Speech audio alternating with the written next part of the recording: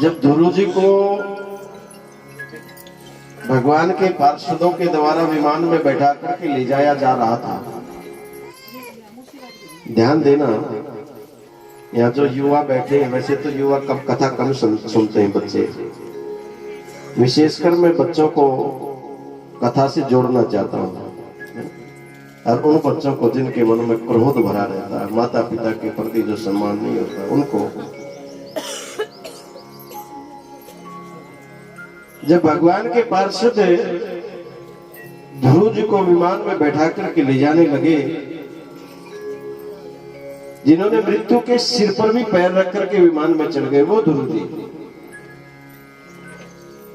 तो ध्रुव जी की आंखों में आंसू आ गए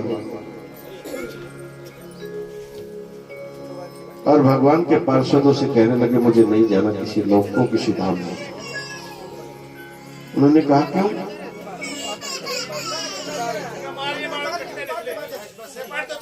बोलो जय श्री कृष्ण। देखो, बच्चों को मारना नहीं, किसी को भी प्यार से बैठाओ, डांटना नहीं किसी को भी। बच्चों को सबसे आगे लेकर के आओ, सबसे आगे बैठाओ।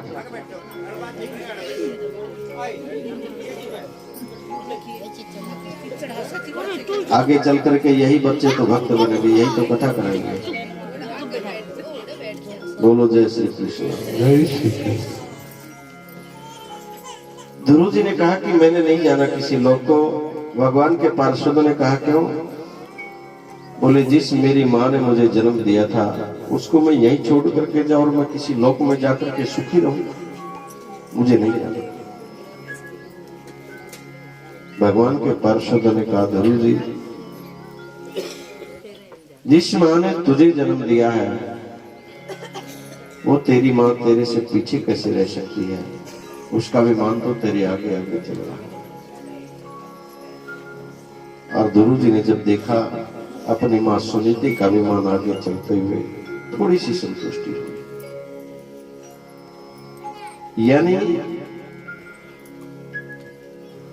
जन्म देने वाली माँ या कोई कर्ज नहीं चुका सकता। एक जन्म नहीं, कई जन्मों तक। भगवान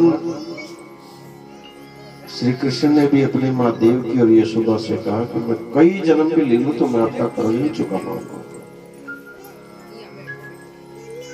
और आप कथा के माध्यम से सुनते जाएंगे, जननी जन्म भूमिश्च स्वर्गादपि गृह्यसे। भगवान श्री राम ने जब लंका पर विजय प्राप्त करी, कथा आएगी,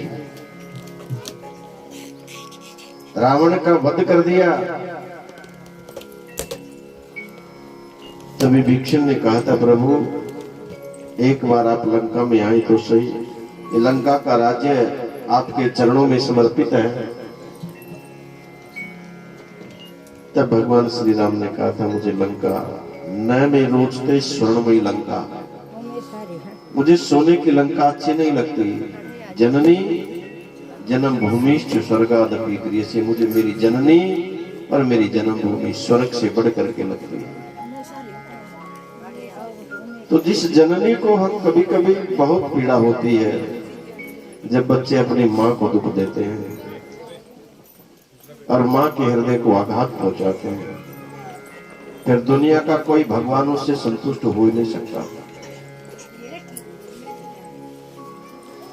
आप दुनिया के किसी भगवान ने पहले ही कहा है कि अगर संसार में सबसे पहले मुझे अगर कहीं देखना है तो अपनी माँ में देखो। मैं तुम्हारी माँ के रूप में तुम्हारे पास हूं, तुमेव माता। सबसे पहले माँ के रूप में मैं तुम्हारे सामने हूं। अगर तुम अपनी माँ को नहीं पहचान पाए तो फिर मुझे भी नहीं पहचान पाओगे। अपनी जननी को अगर तुमने खुश कर लिया, अपनी जननी को तुमने अगर प्रसन्न कर लिया, तो फिर भगवान को पाने में कोई परेशानी नहीं। भगवान तो कहते हैं मैं तुम्हारे पास में, बिल्कुल पास में। और भगवान ने अवतार लेकर के आए, सबसे पहले कहा माताओं की रक्षा ही तो करनी है। तो ध्रुव जी ने अपनी भक्ति के माध्यम से पद भी पाया और अपनी जननी को भी अपने साथ भव सागर से पार कराया, साथ लेकर के गए। अगर हम कथाओं से देखो, मेरा निवेदन है यहाँ जितने सुनने वाले हैं, विशेषकर मेरी माताओं से, मेरी बहनें हैं सारी, हाथ जोड़ करके निवेदन है, 7 दिन ये कथा सुन करके इस कथा को ऐसे मत छोड़ देना, कुछ न कुछ जरूर अपने जीवन में धारण करना। और यहाँ के महापुरुषों से भी निवेदन करता हूँ, ठसके वाले पुरुष जितने ना महापुरुष ही हैं। कभी कभी थोड़ी सत्य बात कटु हो जाती है। अगर हम अपने क्रोध पर नियंत्रण नहीं कर पाए, अगर हम अपनी वाणी पर नियंत्रण नहीं कर पाए, क्योंकि वाणी बड़ी कटु लगती है। अरे बोलो तो ऐसा बोलो जो दूसरों को अच्छा लगे, वाणी ऐसी बोलिए जो आपो शीतल होए औरन को शीतल करे, अपने मन को भी शांति मिले, दूसरों को भी अच्छी लगे। निवेदन है मेरा, कभी कभी मुझे बहुत दुख होता है जब ये अपशब्द मुख से निकलते हैं, और वो भी अपने परिवार में, अपने बच्चों के प्रति, अपनी धर्म पत्नियों के प्रति। विशेषकर मैं इसी परिवार का, देखो मैं कह रहा हूं, विशेषकर जो हमारे यजमान कथा करा रहे हैं उनके छोटे भाइयों को, मुझे कहने में हिचक नहीं है व्यास करने से। अगर आप ये कथा करा रहे हैं, अगर आप अपनी वाणी पर संयम, कम से कम अपशब्द में, अपने बच्चों के प्रति, अपनी पत्नियों के प्रति, और जो हम कभी कभी बोलते हैं ना, वो विचार करके नहीं बोलते कि हम गाली किसको दे रहे हैं, उसको दे रहे हैं या अपने आप को दे रहे हैं। तो मेरा निवेदन है कि अपनी वाणी पर, अगर आप इस कथा के माध्यम से अगर अपनी वाणी पर संयम कर पाए तो मैं समझूंगा मेरी कथा सफल हो गई। 7 दिवस की ये कथा में अगर आपने 2 शब्दों पर भी विचार कर लिया तो मैं समझूंगा मेरी कथा सफल हो गई।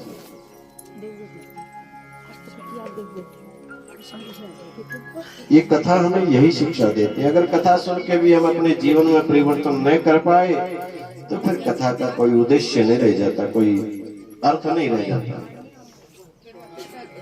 हमारे जो पितृ हैं वो हमारे द्वारा दिए हुए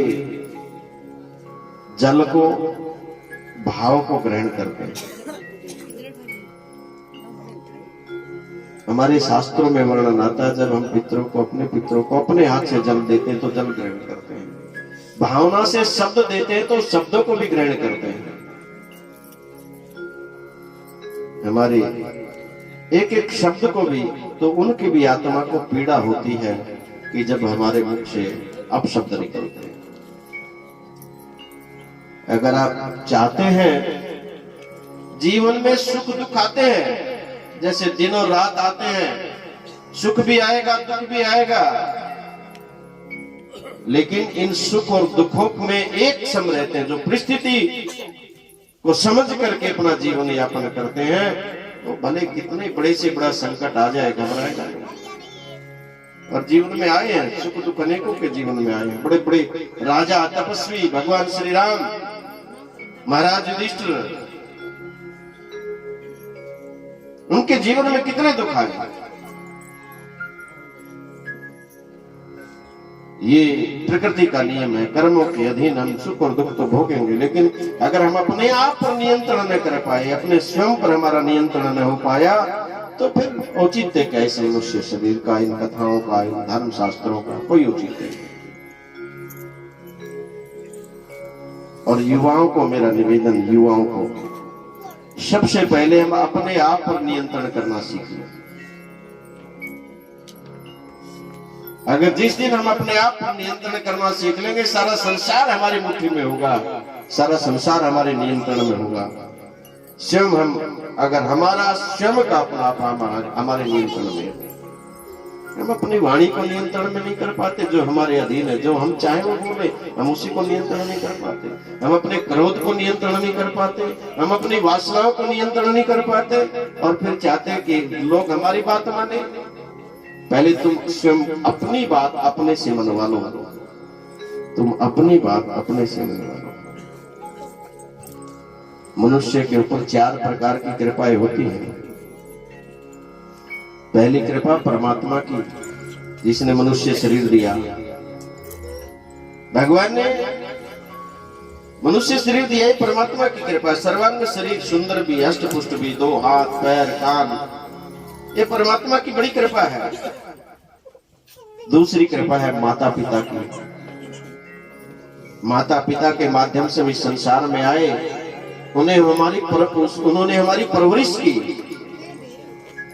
तीसरी कृपा है गुरुजनों की, महापुरुषों की, जिन्होंने हमें ये वेद शास्त्र दिए, अध्यात्म ज्ञान दिया कि तुम ये कर्म करोगे, इस मार्ग पर चलोगे तो तुम्हारा अच्छा होगा, तुम बुरे कर्म करोगे तो नरकगामी बनोगे।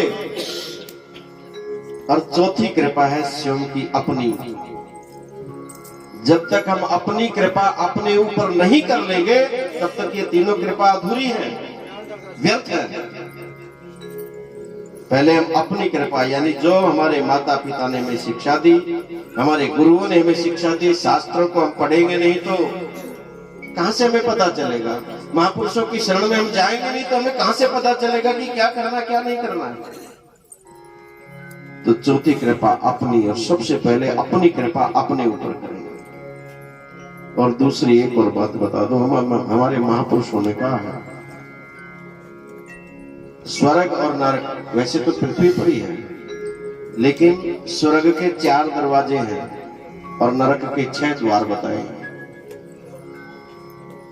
क्योंकि नरक में जाने वाले ज्यादा हैं, इसलिए 2 दरवाजे ज्यादा लगाने पड़े। और पहला दरवाजा कौन सा है बताया? अत्यंत कोपा कटुता च वाणी। ध्यान देना है कि एक शब्द पर, अत्यंत कोपा कटुता च वाणी, दरिद्रता च सौजने सुबैरम, नीच प्रसंगा कुलहीन सेवा, कड़चिन्नानि नरकश्च गमयन्ति। 6 चीज। और सबसे पहला रास्ता है अत्यंत कोपा, बहुत अधिक क्रोध करना। क्रोध की मात्रा जितनी चाहिए उतनी होनी चाहिए। अत्यंत कोपा, बहुत अधिक क्रोध करना, समझ लो नरक से आया, नरक में जाने की तैयारी है। कटुता वाणी, कड़वा बोलना। सौजने सुबैरम, अपनों से बैर करना। नीच प्रसंगा, नीच का संग करना।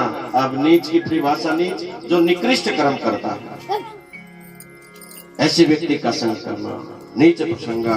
और कुलहीन सेवा, और जो कुल से हीन व्यक्ति है उसकी सेवा करना। सोचो इनमें से एक भी है तो सोचो नरक से आया है, नरक में जाने की तैयारी। और जिसके पास 6 के 6 है तो फिर उसको कौन बचा सकता है? तो सबसे पहले हम अपने क्रोध पर नियंत्रण करना सीखें, अत्यंत कोप। और फिर अपनी वाणी पर, कटुता वाणी, कड़वा बोलना। अरे वाणी तो परमात्मा ने सरस्वती, वाणी पर सरस्वती बैठी रहती है। अगर तुम कड़वा बोलोगे तो तुम जिस सरस्वती की, जिस दुर्गा की, जिस लक्ष्मी की पूजा करते हो, जिसको चाहते हो लक्ष्मी हमारे घर आए, उसी लक्ष्मी के प्रतिरूप सरस्वती का तुम अपमान कर रहे हो हर घड़ी, हर क्षण, हर पल। और फिर कहते हो लक्ष्मी हम पर कृपा करे। जिस माँ दुर्गा की तुम पूजा करते हो, जिसे तुम शक्ति चाहते हो, फिर उसी वाणी पर बैठी हुई सरस्वती स्वरूपा, दुर्गा स्वरूपा सरस्वती का तुम अपमान कर रहे हो। फिर चाहते हो कि हमें शक्ति मिले, धन मिले, कहां से मिलेगा?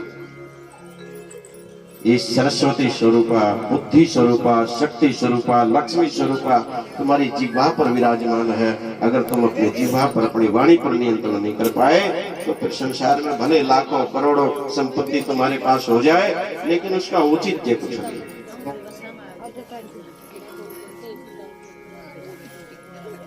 आज कथा का यही मान के चलना कि आज की कथा आपके जीवन में यही है कि हम अपनी वाणी पर, अपने संयम पर, अपने क्रोध पर